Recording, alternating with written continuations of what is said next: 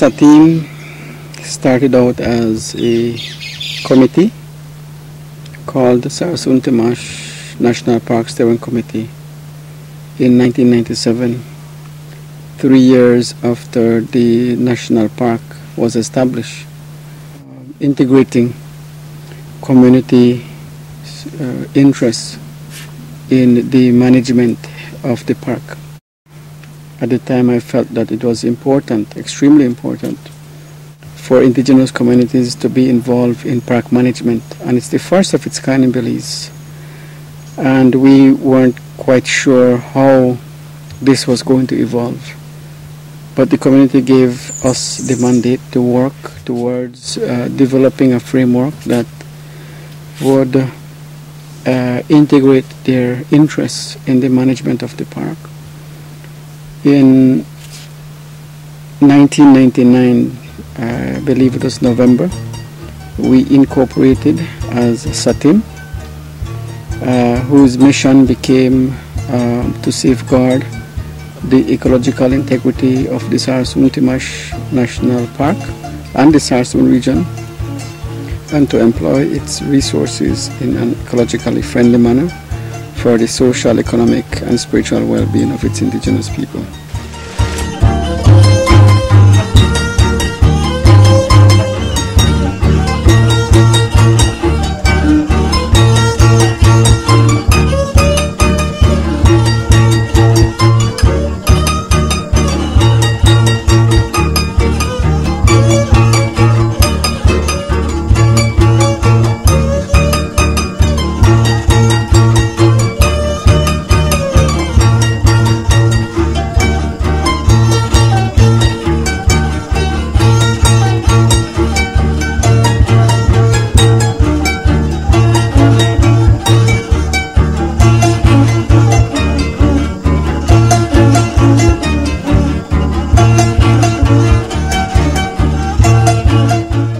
We started out with focusing on park management to safeguard the interests of the communities in the management of the park. Over time, this mushroomed into other interests, community development interests, rights interests, cultural interests, and we had to find a way to reconcile these needs in the work that we set out to do. It became extremely difficult because we were focusing on the management of the SATIIM National Park. We managed to attract funding from the Global Environment Facility Trust Fund through the World Bank, and started to conduct expert studies of the region's hydrology, geology, socio-economic assessment, ecological assessment.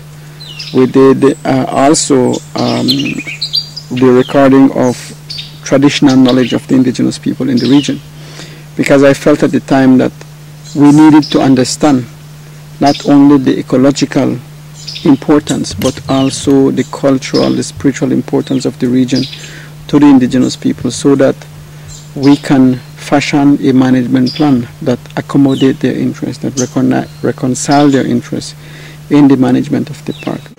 Okay, the community-based sustainable forest management that we promote currently includes Conejo and Santa Teresa. Initially, we have not been working with Santa Teresa, but when we started the community-based sustainable forest management, we recognized that there is a continuous forested area between the two communities. Okay. Part of it belonging to Santa Teresa, part belonging to Conejo. So we felt that it was important to also include Santa Teresa so that we have a continuous forested area. So this is the area that is currently under management.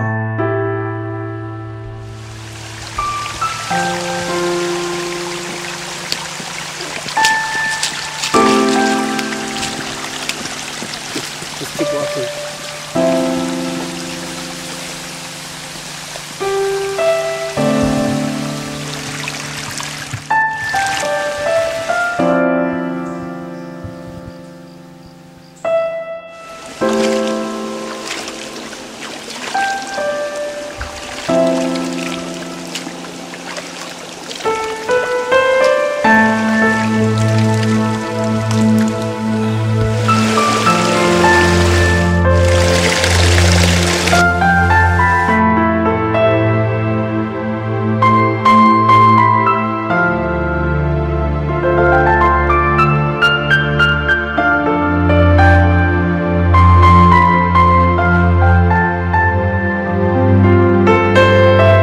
The Forestry Act in this country, derived from the colonial government, is to exploit the forestry resources of the hills and not to manage it in a sustainable way.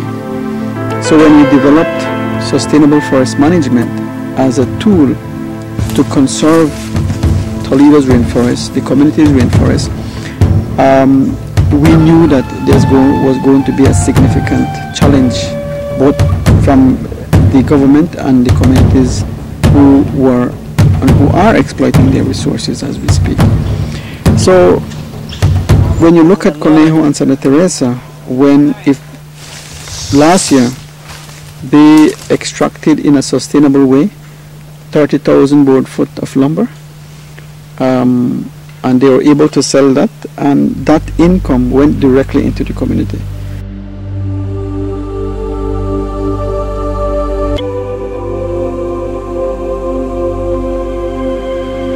My name is Pablo Max from Santa Teresa village. I'm the secretary for the Kiche group, and these are the workmen here. I am taking the names of workmen, and they will be signing their names, writing down the date, the names, what work they are doing, the rate and the amount per day, and they have to sign for the day.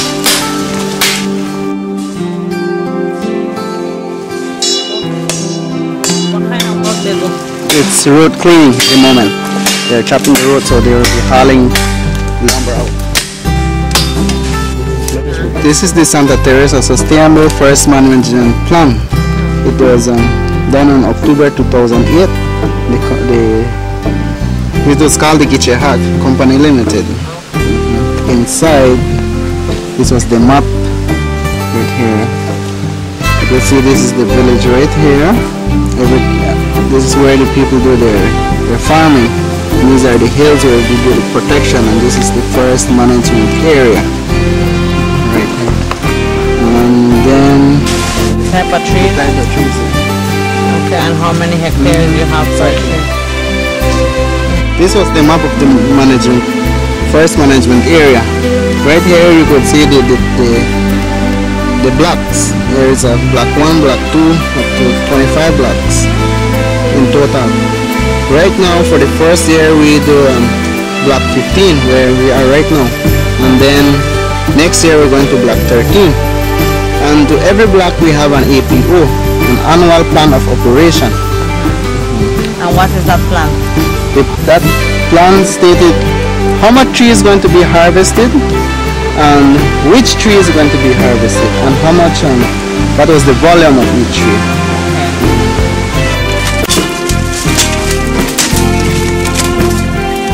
Emery tree, it was selected for seed tree. Right here it's marked S, means seed tree, and it has a number 198. It's the number of trees that was counted in this block 15. This one is just for seed. Seed tree. No, never be cut. This is an Argosta tree, Bollywood. You can see here it has its mark. That means it's a future harvest tree. So we finish the 25 blocks, we'll coming back to this block again in 25 years. So this will be ready for harvest.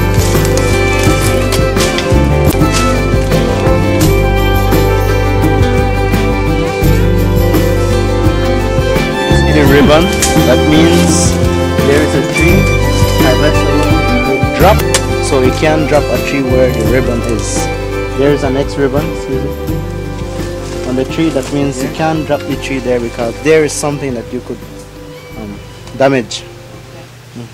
Right here I don't see no ribbons around, so that means I could drop it anywhere I want because there is no tree that will be damaged.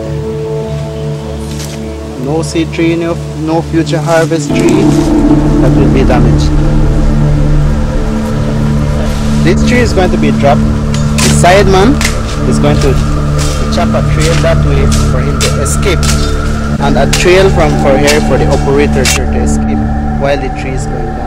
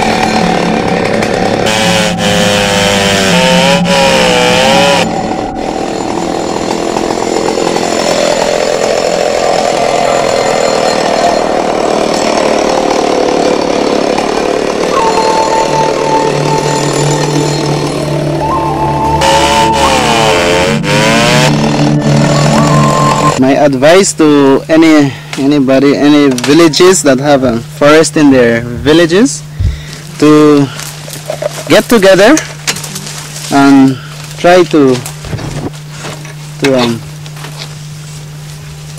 protect the area and harvest it sustainably as we are doing, just the way we are doing, and we are willing to help them as well. When we haul out the lumber to the village, we sell it, and then when we have we collect, we pay the people. If there is a profit, our plan for the profit is to help the school so that the people will benefit in a whole, because in school the people have their children in school, and everybody should benefit, even if they are working here or not working here.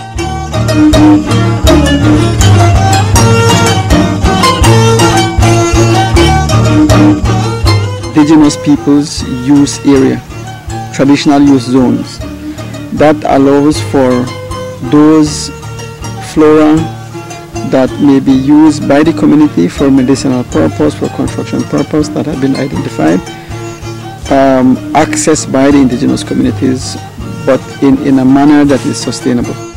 The allspice, you tear it and you drop it in the caldo, and then it gives you a nice taste of the caldo. On whether it's the geology, the hydrology of the region, whether it's the ecology of the region, understanding the flora and fauna, or the traditional knowledge of the indigenous people. We felt that the indigenous people themselves are also experts. This is bay leaf. People use it for homes, for the roofing. They cut the bay leaves and then they put it on a stick for the roof. This is the next one, the cahoon. We cut the cahoon and then we split it in half, and then we use it for roofing as well. This tree here, we get the leaves, we cut it here, and then we stack it together and carry it home and then hang it on a line. Dry it, we use it for broom. Use these plants for snake bite.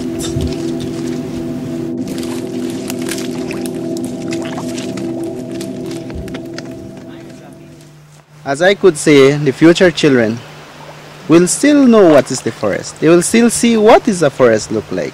If we just left it for somebody chopping it down, or make a company coming here to cut down all the forest, we won't be able to show our children how the forest will look like, or how to manage a forest, how to sustain the harvesting of forest. It's anybody that wants to help. We are ready to go and help them, to show them how to do this and to teach them as well. Every community have their own local government, but there has been some conflict over their boundaries, and as a result of that, we felt that it was important to resolve those first and have a definitive map that shows the boundaries of each communities, so that there can never be any competing interests over those land. And the community accepted this, and we embarked on a process to have all the communities that we are working with sign treaties with their neighboring community, establishing the boundaries. And after we prepare those documents, I recall submitting a copy to the government of Belize to request for them to declare the boundaries of these communities. The Prime Minister at the time said he was going to do that, and 1 year passed and they did not do it.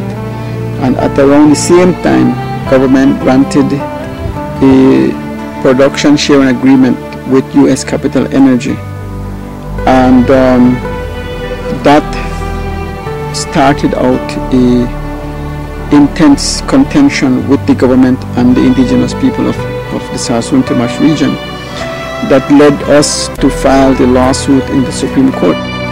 And the lawsuit were on several grounds. One was to find that seismic testing is illegal under the National Park Systems Act, that the issuance of the permit was a breach of our legitimate expectation, that the forestry department, the chief forest officer, was not the one to have issued any permit, that what he did was illegal. The fourth one, that the National Parks Act was, the seismic testing was ultra-virus. The National Parks Act, and the last one, that they were required to do an environmental impact assessment as per the Environmental Protection Act. We won on only one, which was the Environmental Protection Act, that the company needed to do the environmental impact assessment, And as a result of this, the court squashed the permit granted. And that became a defining moment for SATIIM because nobody expected SATIIM to win. No one has ever taken the government and a US company or company to court. And our victory in that case led the other mine organization that I was leading at the time, because I was also the chair and the spokesperson and the chief negotiator for the Mayan people with the government at the time, that I made the decision that we should pursue the land rights case in the Supreme Court of Belize. And what we did was that we utilized the pioneering work we did with the 5 communities as the strategy to go before the court. So the decision was taken to utilize the work that we have done in the Sarsoon Temash area in Conejo. As a matter of fact, Conejo was used as the pilot community, but we felt that we needed to also support the Mopan community. Hence, we included Santa Cruz as the other community to file the claim before the Supreme Court of Belize. And I think it's common knowledge now that there was a landmark judgment that affirms native title, Maya customary title to land in Toledo in those 2 communities. And those have been the milestone that I would consider as a major accomplishment for SATIIM.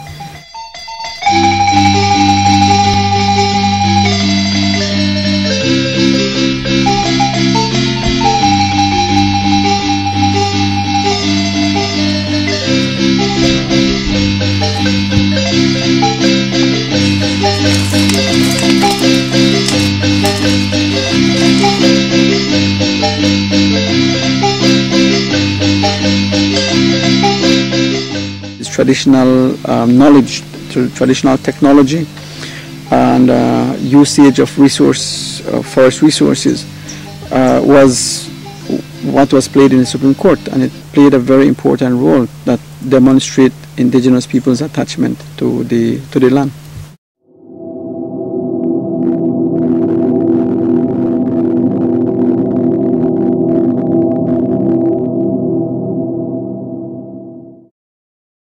Keeping the forests intact, regulate forest temperatures. So this is their small way of contributing. So what we're doing looks at the whole issue of poverty, it looks at the whole issue of communities' contribution in their own way to minimizing the impact of global climate change, but adapting to the potential impact of global climate change. If there was going to be drought in the region, if there was going to be food shortage, diversifying communities' income is critical to adapting to global climate change. Food security, for example. How do you adapt your economy to survive any potential impact of global climate change?